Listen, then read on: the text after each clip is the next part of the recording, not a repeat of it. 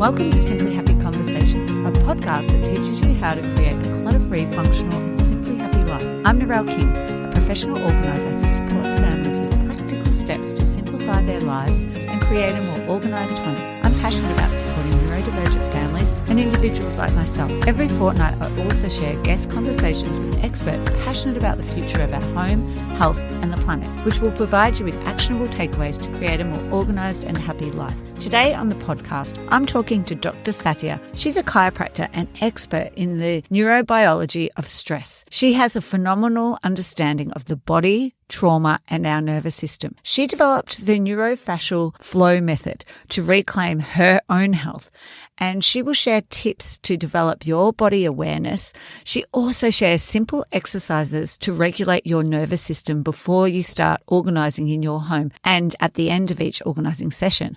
This conversation is a video recording that you can watch on YouTube, and that way you can also see the exercises that she demonstrates throughout the videos. Let's jump into this Simply Happy guest conversation.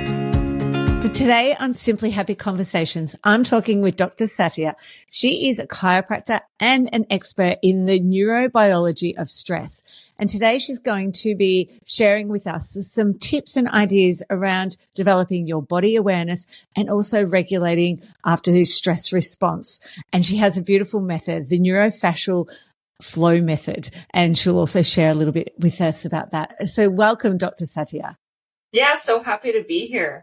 Oh, it's so lovely to have you, to be able to finally coordinate times with one side of the world. I've spent a lot of time actually on the other side of the world. I've spent a lot of time teaching in Australia and New Zealand. Oh, do you really? It's been a long time, actually. It's been several years, but I used to go every year for a couple months and travel around and train doctors over there. Yeah. Oh, how nice.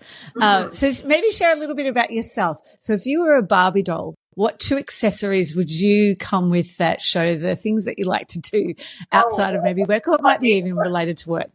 I don't even have no question. I would have like a flowy dance skirt, and I would probably have a rolling pin because I really like baking. Oh, nice. Is it sweet baking or savory baking or a bit of both? It's a bit of both. Honestly, when I had a lot of health challenges and I stopped eating all grain, sugar, dairy, like I felt like I couldn't eat anything. And so I reworked a lot of my grandma's recipes to be in line with that, because you can't find, like, now gluten-free and grain-free have become more popularized. But back then, everything gluten-free was rice. And so then I got a rice sensitivity from eating too much rice. So I had to invent muffins and cakes and bread and crackers and everything. I just learned how to bake all over again. Yeah. And I completely relate to you, because otherwise, if you're buying it from the supermarket, it's maybe got a lot more sugar in it, hasn't it, when it's gluten-free as well? Yeah. So just getting back to baking and just changing that flour is, it's a great really idea. Fun too, because it's especially if you have, a lot of my projects are really big and long-term. And so it's nice to be able to do baking that is just like a short-term project. I win, I succeed at it right away, or I don't and I learn something, but it's complete fast, Yeah, I agree. It's like that. Definitely the trying something new, because it's like, is this going to work with the same recipe, but I'm changing it to gluten-free but you flour? Get instant feedback, within, an hour, which is great. Yeah. Oh, thanks so much for sharing that. So what about if I work as a professional organizer, and so if I was to come over to you, what would be an area in your home or life that needs organising and some support with organising? That needs organising. Yeah, that needs some help. I'm very meticulous in my organization, actually. What needs organising? I mean, I'm always, this isn't so much physical, but I'm always trying to organize all of the different things I have to share, because I grew up in a family full of holistic healthcare. There's so many things I want to be able to share with the world. And I always need help organizing my thoughts into what's the best way to help people with this and not overwhelm them. Oh, beautiful. And I love that sort of work too, working with businesses around organizing what we're going to do next, because they've got so many ideas, don't they? That is probably where I need the most organization. Yeah. I would be delighted to reorganize literally anything. I love interior design and organizing things. Oh, wow. Beautiful. You either love it or you don't. And it's one or the other, really, isn't it? And you just would love someone to come in and do it if you're not that type of person. I don't know, like me, I just get such a dopamine hit from organizing. So it's so fun. So share with us some of the neurological symptoms and chronic pain that you hear from people regularly. And even, I mean, if you're happy to share your own story as well. Yeah, I mean, my story is very intertwined with, who shows up in my world. I think we attract people into our sphere that we can help. And a lot of times, we are the first client that existed, right? and yeah, I'm definitely no exception to that. I personally struggled with really severe, progressive, mysterious neurological symptoms and chronic pain for over a decade as a teenager and young adult before anyone knew what was wrong. I had headaches, dizziness, nausea, ringing in my ears, burning eye pain, electric shocks down my arms and legs, left-sided muscle weakness and right-sided twitching. It was crazy. The list goes on. And doctors thought maybe I had fibromyalgia, chronic fatigue, POTS, multiple sclerosis, like Lyme disease. Nobody could figure it out. And it turns out I had a condition that's actually extremely common, but misdiagnosed a lot of the time because you need an upright MRI to see it. When you lay down, which is a traditional MRI, gravity changes where the brain sits and they miss it. The condition is actually that my brain got herniated out of my skull into my neck. Just a few millimeters, not this far. But that means that the fluid flow doesn't work as well, and my brainstem and that part of my brain gets squished, and that causes a lot of problems. And it's actually what a lot of my clients have, who knew they had it, but also at this point, I've had people come from all over the world who didn't know what was going on. Doctors gave up on because they have weird symptoms that nobody can figure out. And it often can be traced back to, especially if you've ever had whiplash or a concussion or an epidural, there's different things that can cause your risk goes up for this condition.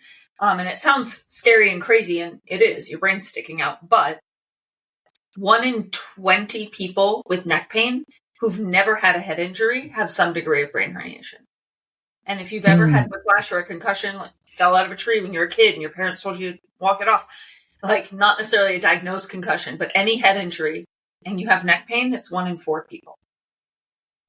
So huge, that's isn't it? super common. And then the other big chunk of people who've come to see me that turns out have a lot of similar symptoms actually are kids with autism, dyslexia, schizophrenia, like neurosensory integration challenges, and their stressed out parents who are caring for high needs kids.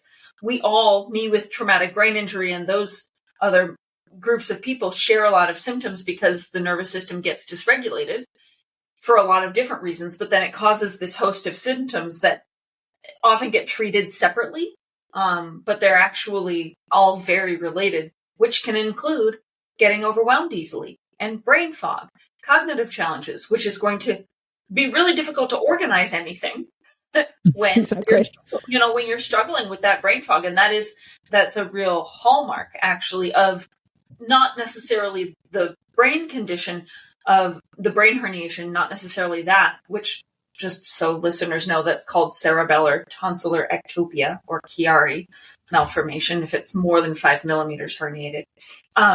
But not necessarily even with that condition, just being stuck in this chronic alarm mode in the nervous system causes like the majority of symptoms people struggle with today. Honestly, it's crazy like how much it creates more anxiety, depression, brain fog, reproduction and hormone balance is less of a priority. Digestion is deprioritized. And so those things don't work as well. And instead you have more hypersensitivity, you're more reactive, more on edge. And so that's all a normal part of a stress response if you're trying to fight for your life from a tiger or run away. But we get stuck in it for a long time. And there's just so many people stuck in that, especially in the past 5 years of extra insanity. Have you seen that? Like in the relation to even long COVID and COVID as well, like that connection between it? Yeah. I mean, there's a lot of emotional stress that's amplifying for people, but also, yes, post-COVID infection also that puts a tremendous amount of metabolic and immunological stress on the system that can get stuck if you were already vulnerable because your body was holding stored tension patterns from unresolved injury or previous trauma where you went into like a guarded mode, and the body stores that as a splinting pattern. If you were already in that state, that means your brain isn't getting the normal movement signals that help it calm back down after any kind of a stressor. And so then you get a major stressor like an infection, and it just knocks you off and you stay stuck in it if you have this underlying structural restriction that's actually making your nervous system more vulnerable and not able to recover from the stressors that you're experiencing. Yeah. And like I've seen lots of your videos, which are great, and just that opening up of the chest. It all makes sense. It's like if you can't open your chest and let the breath in, like how can you expect your nervous system to even calm down? So much like focus for stress management, which even that I put the quotes on because people like when we talk about stress, people usually just think emotional stress. And I'm like, no, you can have physiological stress, somatic stress, but there's a lot of benefit that can come from doing breathing exercises. But one of the most common fascia restrictions I see is the rib cage being all glued to itself, which my theory is because the brain is trying to like protect your vital organs by turning it into armor, basically, your rib cage. But then it won't expand around the circumference of your rib cage for breathing. And so you end up needing to use the muscles that lift your rib cage up into your neck to lift it to get that pressure gradient to breathe. But then you have chronic neck tension, which causes not just pain and discomfort, but it also will send a lot of alarm signals to the brain, keeping it in an alarm response, even if you didn't have emotional stress, even if you didn't have metabolic stress. Yeah. So then you've got this response as well, haven't you? Like the shoulders up and the neck. Yeah. And which leaves you vulnerable to additional injury. So then we're like, all I did was bent over and then I couldn't stand up. It didn't just happen. Yeah.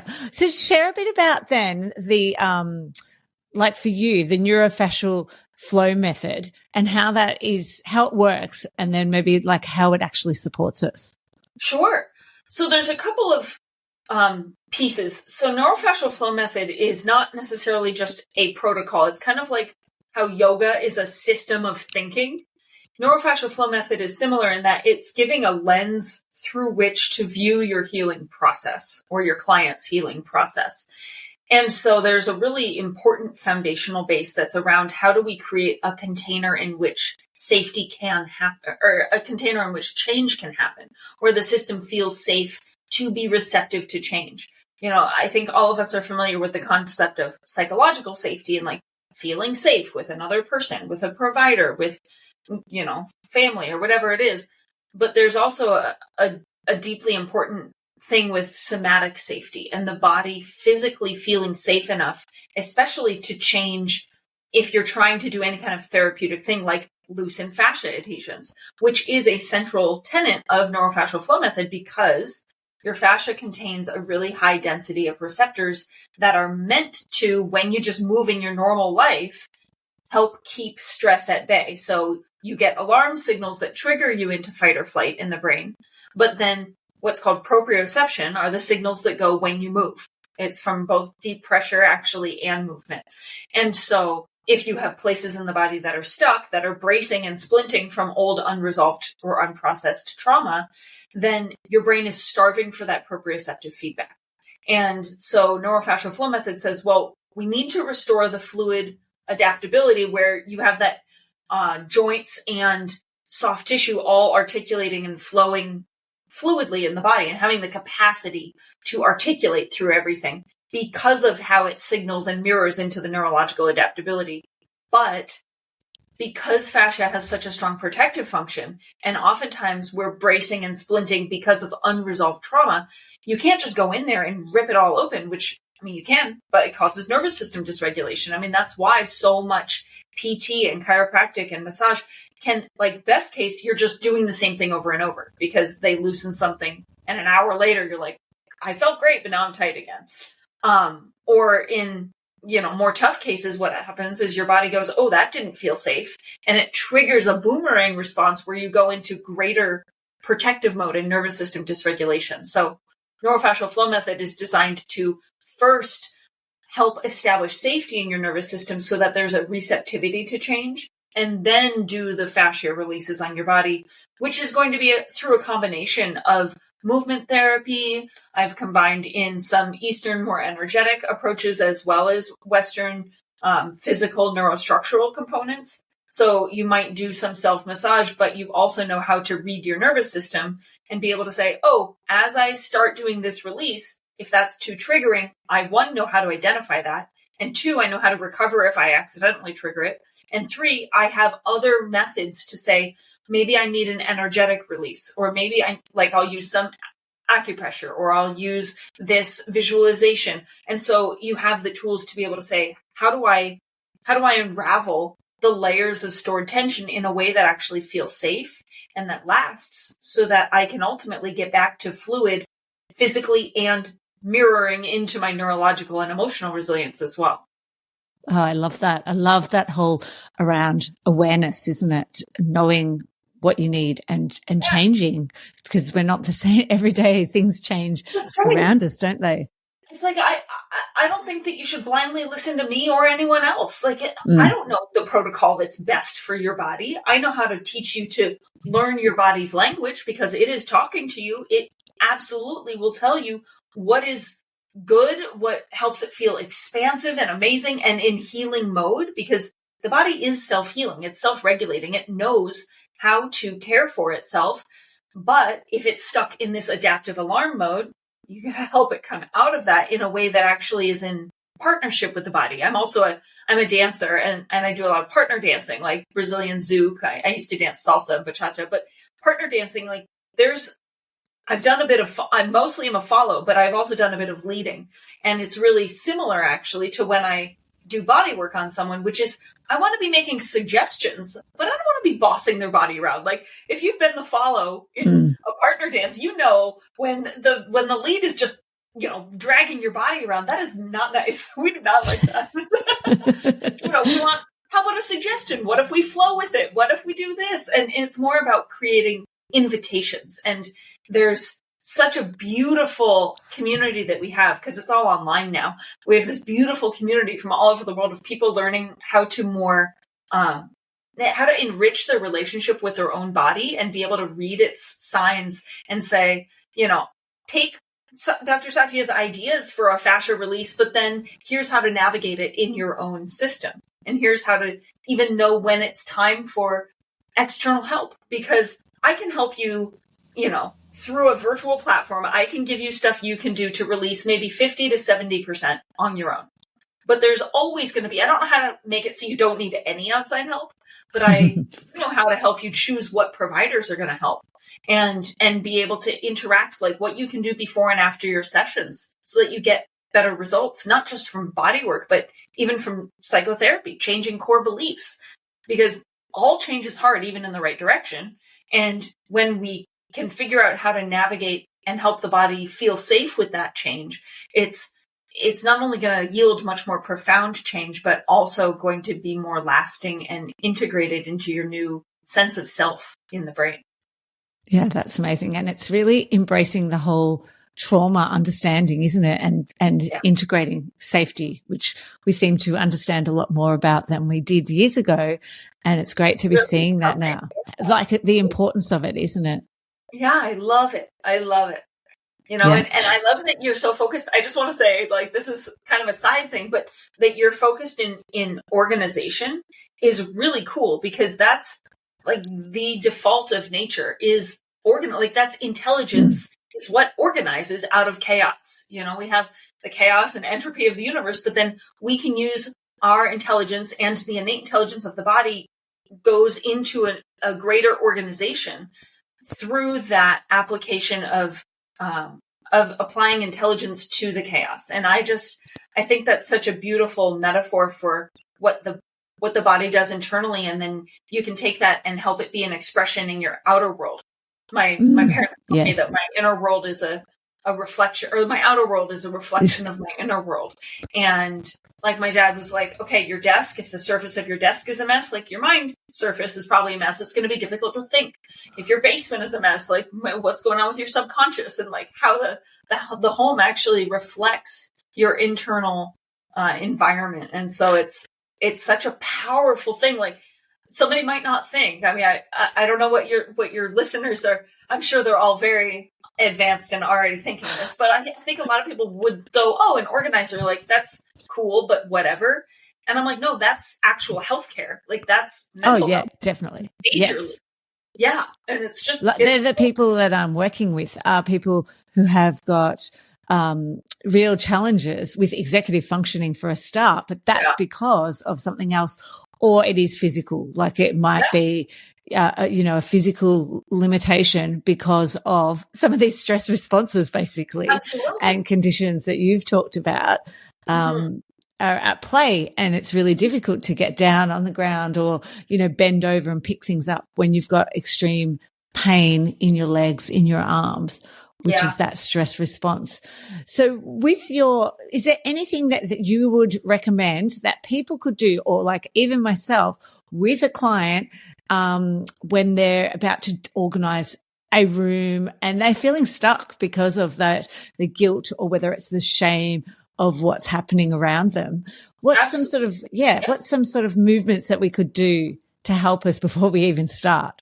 Yeah, I will teach you two things. So both of these are designed to basically, it's like a supplement to feed your brain extra proprioceptive feedback because it's starving for it. Ultimately, you're going to want to figure out where there's stuck places in your body and loosen them, because this will be a temporary response, but it opens a window of access to allow you to go into a session in a way that is more receptive and feeling calmer. So one of them, my favorite one that's the most accessible, I call it squeeze hugs, because it's just like a good hug. Some hugs don't feel good, but a good hug.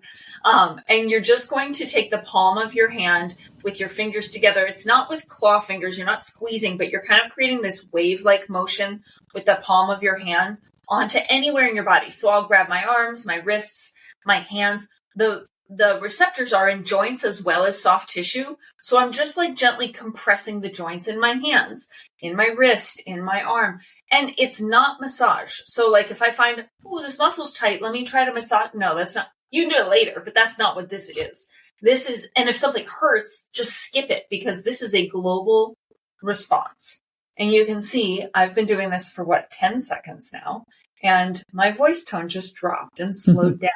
I didn't do that on purpose. I was getting buzzy and excited because I was talking, and I probably had some sympathetic nervous system fight or flight going. And this just like that fast, it seems silly simple. You're like, yeah, okay, I'm going to squeeze and give myself a hug. But it's crazy how fast it actually will create a shift, which is so cool. And so, I'm doing it on my arms right now because it's easy to reach, but I could just as easily sit down and do it on my feet and just like wiggle the joints around a little bit and maybe wring my foot out like a little sponge, but gently. You're not trying to force change. You're just saying, oh, hello, like wiggling everything around and giving it giving it some reassuring squeezes. I love that. So that's the one that I do the most. And then there's a movement one that I also do a lot that I'll show you, which is, so the spine has the highest density of proprioceptors in the body. And so if you can find a way to articulate through all of the joints, or as many as possible, that will feed your brain a ton of healthy proprioception. And it's more efficient, even than the hands, than the squeezes.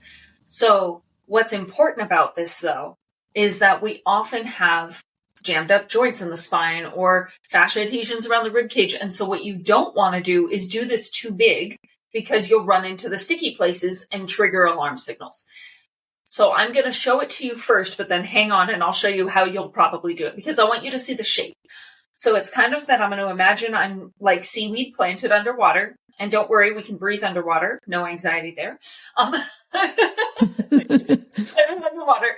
And you can do it standing or sitting. I'm standing right now, but you can do it sitting. So you imagine your sit bones are like your roots planted in the sand. And you're between two panes of glass, so you can only move side to side. You're not going to go in the forward space or the back space. We're just going to go side to side gently, like I'm made of seaweed, seeing if I can articulate from the bottom all the way up to the top. But I'm doing this big enough so you can see the shape, but you're probably going to end up doing it so super small because with everything that I ever teach, it should feel somewhere between neutral and awesome. If it's at all less than neutral, if you can't breathe smoothly, if it aggravates any pain or symptoms, if your heart rate goes up, it's too much. And this is actually the number one skill I teach in the program is we go into it more deeply, but it's how to tune into your nervous system and know if it's going into alarm mode at all. And that's a much better metric than whether you can tolerate something like pain tolerance or discomfort, or it's like, I don't know, I'm stressed about this organization project, but let's just do it. Let's just power through. Mm-hmm. What ends up happening is you've now had your brain associate that change, even if it's quote unquote a good thing, a positive thing, it's now associated with danger. And so it's more likely you have more resistance and you want to just go back to the way you were, like you're just going to make a mess again, And so what you do is if you feed your brain a lot of these proprioceptive signals beforehand, then you're more likely to actually integrate that and be receptive. And so even with the seaweed move, it is a change. And so it's a helpful thing, but you got to make sure you do it right so that you don't trigger your nervous system. So yeah, that makes sense. The squeezes. Because if somebody can't figure out, like with the side seaweed, you might try going smaller or smoother, or just don't do it if you can't do it without aggravating your nervous system. It might be a thing that you need to do some fascia release before you do that particular move. But for some people, they'll feel great and say, oh yeah, let me do it. So yeah. Oh, like me, I could feel I was doing it. Yeah. And I don't have some of my reflexes aren't integrated properly. So I was starting to feel like car sick. So that's another thing, which I know that we're working with my son on some integration of his reflexes. And when I do some of them, I'm like, oh, I know myself, I need to do the work as well because they're not integrated. Yeah, that's so interesting. You're talking about reflex integration. I had all of my reflexes, like I was used as an example in my neurological diagnosis class in chiropractic school because I had everything wrong. And I worked with some incredible experts trying to do some integration exercises. And it went okay, but a lot of times it was really difficult for me to do them. Like my system, I had a lot of resistance to integrating them. And what I noticed is that when I started calming my nervous system it's interesting because the reflexes not being integrated definitely does aggravate the alarm mode. So it's a chicken and egg thing. But if you use, what I found is if I use these somatic based practices to alleviate the mechanical causes of the alarm mode, then my brain actually went into healing mode where it's prioritizing development and they integrate it on their own. Oh, that's great. That with patients, actually, I had a clinic in Portland, Oregon for many years. And in the first couple months, I had an OT clinic flood my practice. I couldn't take new patients for like 6 months because they sent everyone to me after we had one shared patient, this little boy who had autism. He was 10 years old. And they'd been taking care of him for a year with good results on their metrics. He's doing great. But I saw him for 4 weeks. I kept seeing him. But after 4 weeks, the head of the OT clinic called me and she's like, what OT have you been doing with him? Because even though he did great in the past year, according to our standards, in the past 4 weeks, he's made light years of progress more than the past year. And I said, I haven't done any OT exercises, not a single one. All I did was nervous system regulation and reducing the tension on his spinal cord through the fascia, like calming down the structural alarm signals. And then he was actually able to integrate what they did. So she said, I need you to come and train all my OTs, please. And and also take care of all our patients. And I'm like, let's do my best. And that's what it is. It's understanding all of the steps that we need to help our bodies feel safe, to be able to do that. And I'm straight away, I'm already like, that is the first thing that I want to do with my clients when we get there. To work with them is definitely your pressure. Yeah. Absolutely. So NeuroFascial Flow Method has a 5-step process to facilitating change. It's really about the container in which change happens, right? So step 1, establish safety. Proprioception is the easiest way to do it.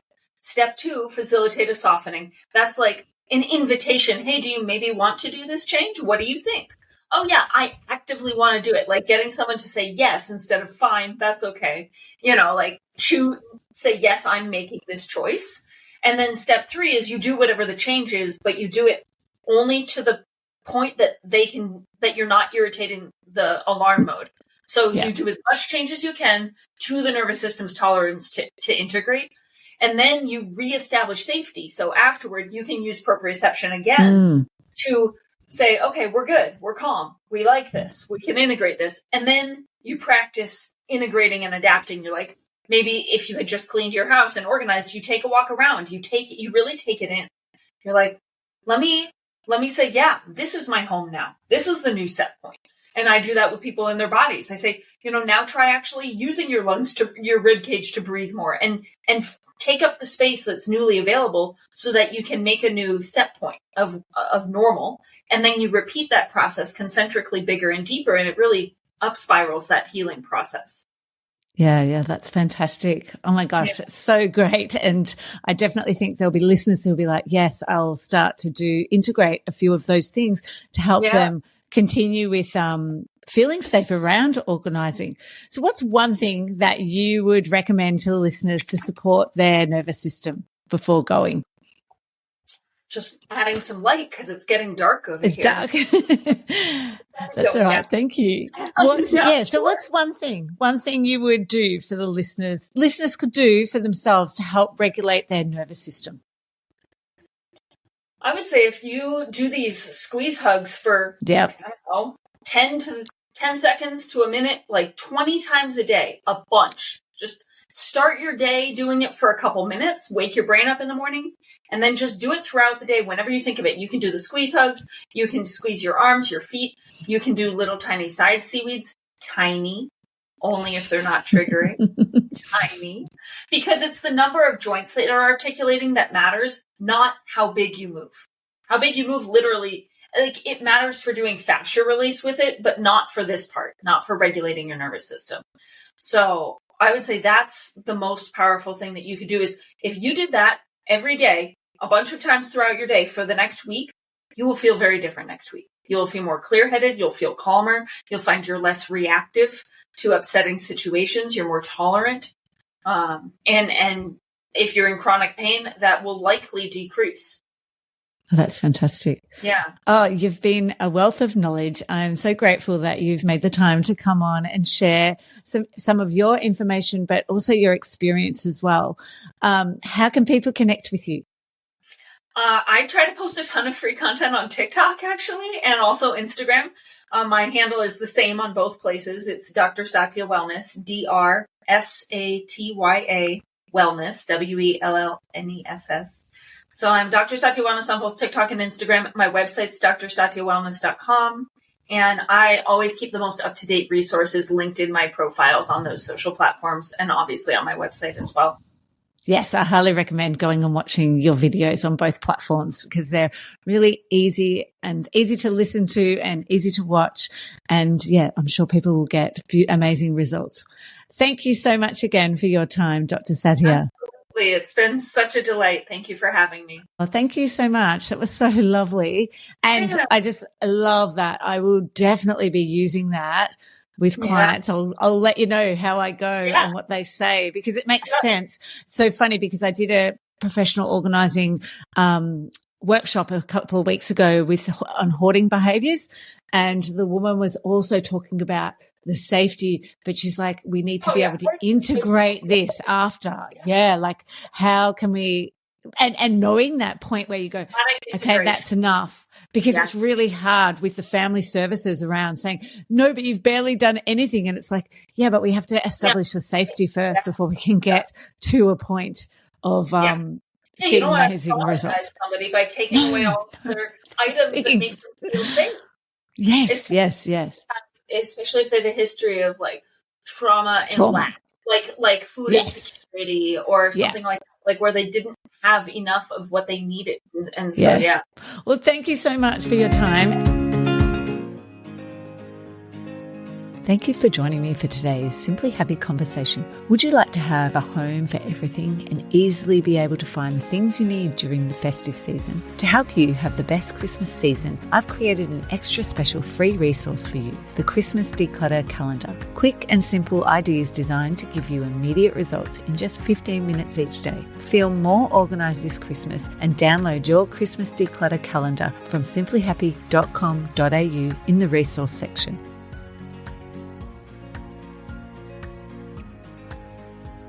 I'd like to acknowledge the Wathaurong people of the Kulin Nation on which this podcast is recorded as the traditional custodians of the land. I pay my respects to their elders, past, present and emerging.